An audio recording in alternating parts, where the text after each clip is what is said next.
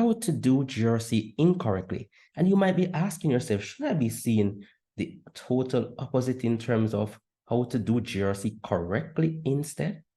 And you might be asking, is this possible? And the answer to that is yes. However, in relation to, for example, the development of a GRC program, GRC can indeed be done incorrectly. And we will see this in a case scenario before we look at all those individual elements that can lead to GRC being done incorrectly. And this is very important for you as a GRC practitioner within the industry as you go along. So let's say, for example, let's look at this case scenario, and this case scenario will highlight ways in which GRC can be done incorrectly. And based on this scenario, we are also going to be identifying some of those areas where GRC was done incorrectly. So based on this case, here is a case scenario that demonstrates how GRC was done incorrectly. Case scenario: a large financial institution was required to comply with a new regulation that required all customers to be identified and verified. The institution implemented a new GRC program to manage this compliance requirement. However, the program was not integrated with the institution's existing systems and processes. As a result, it was difficult and time-consuming for employees to comply with the new regulation. In addition, the institution did not provide adequate training to employees on the new GRC program. As a result, many employees were not aware of their responsibilities or how to use the new system. This led to a number of compliance violations, including the failure to identify and verify certain customers. The institution's GRC program was also poorly designed. The program was complex and difficult to navigate, and it generated a lot of false positives. This made it difficult for employees to focus on the most important risks and compliance issues. Okay, great. So there we have our case scenario looking at various ways in which GRC was done incorrectly. So let's quickly identify some of these errors.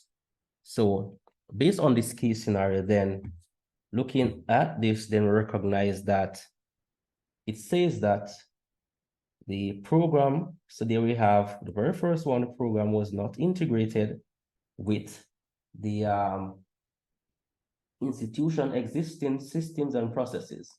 Then we also have, in addition, the institution did not provide adequate training to employees. As a result, then we also have a case where the institution's GRC program was also poorly designed. So those are some of the areas in which we actually have GRC being done incorrectly. Now, in light of this case, let's look at how the GRC program could have been done correctly. So let me quickly remove these markings from your screen.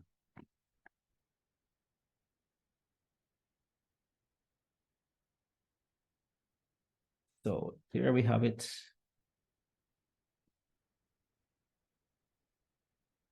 So how the GRC program could have been done correctly. So very importantly is that in one case, integrating the new GRC program with its existing systems and processes. So the financial institution could have done a number of things to improve its GRC program and avoid compliance violations. Firstly, the institution could have integrated a new program with its existing systems and processes, and this would have made it easier for employees to comply with the new regulations and would have reduced the risk of errors. And secondly, training of employees. Now, the institution could have provided more training to employees on the new GRC program, and this would have ensured that employees were aware of their responsibilities and how to use the new system. Thirdly, the institution could have simplified the design of the GRC program, and this would have made it easier for employees to use the program and would have reduce the risk of false positives. Now, how can GRC be done incorrectly? Now, let's look at how GRC can be done incorrectly from a holistic perspective. So, if you're the GRC professional within the organization, and if you decide to, in this case, neglect to get executive sponsorship and support in whichever program that you're trying to implement, then bear in mind that GRC is a complex and cross-functional initiative. So it's important to have the backing of senior management in order to be successful.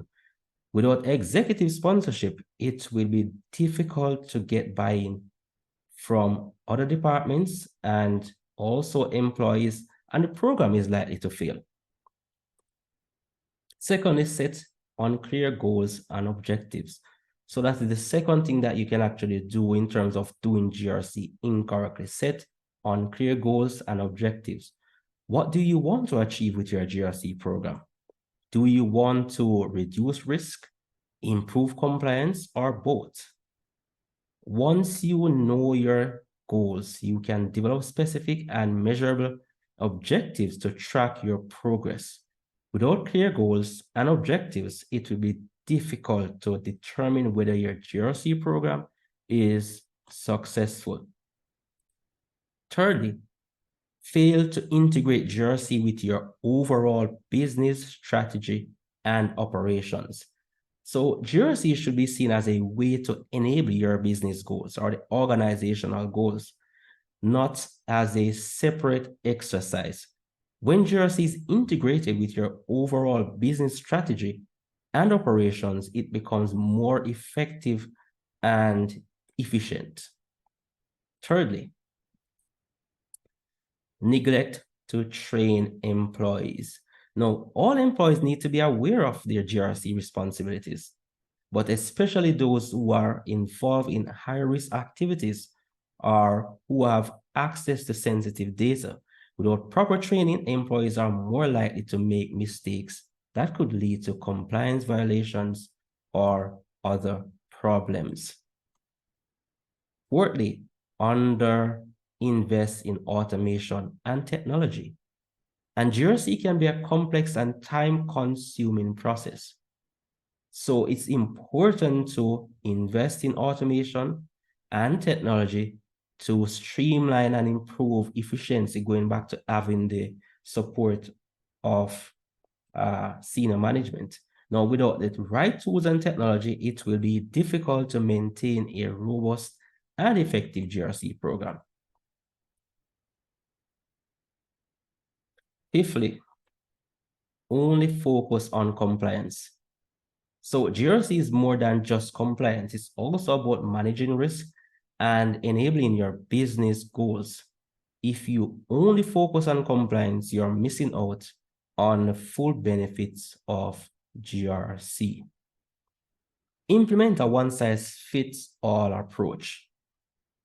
Every organization is different, so there is no one-size-fits-all GRC program. Tailor your program to the specific needs of your organization, taking into account your industry size and risk profile. Setting unrealistic expectations. GRC is not a magic bullet. It takes time and effort to implement and maintain an effective GRC program. Don't expect to see results overnight. And as a result of this, then you do not want to ignore cultural factors. The organizational culture can significantly impact the success of GRC efforts. Neglecting cultural factors and not aligning GRC with the company's values can hinder progress. And also treating GRC as a checkbox exercise. So viewing GRC as a check the box exercise rather than an integral part of the business strategy can result in superficial compliance and ineffective risk management. So By following these bad practices, you can be sure to do GRC incorrectly. But seriously, please do not do any of these things. GRC is an important function for all organizations, and that's why they need GRC professionals like you who have the requisite skills to execute these duties effectively. And as it relates to skills, let me share with you a number of my Udemy courses that can also help you in building your cyber and GRC skills that organizations are definitely looking for as it relates to their operations efficiency. So what you're looking at are a number of courses as it relates to cybersecurity and GRC, best practices for cybersecurity and GRC, practical assessments for cybersecurity and GRC, the ultimate cybersecurity professional, IT auditing, practical compliance management, and the list goes on.